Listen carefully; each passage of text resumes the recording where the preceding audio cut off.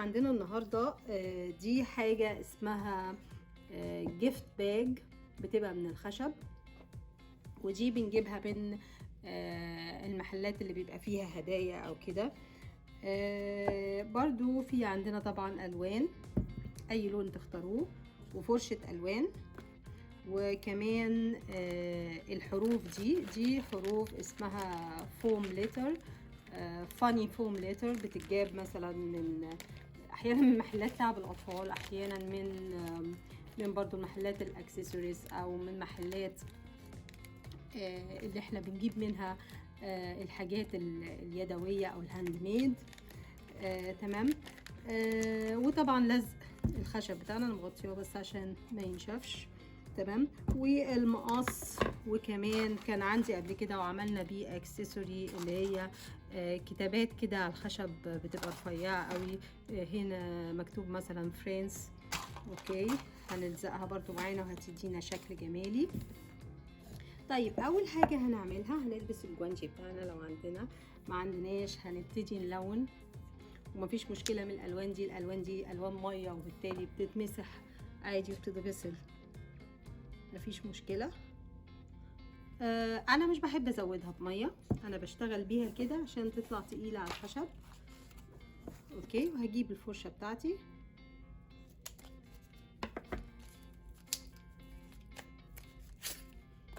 دي فرشة ألوان أو فرشة بتتباع مثلا ممكن في هوم ديبو أو حاجة، بالحاجات عند الجزء بتاع الدهانات.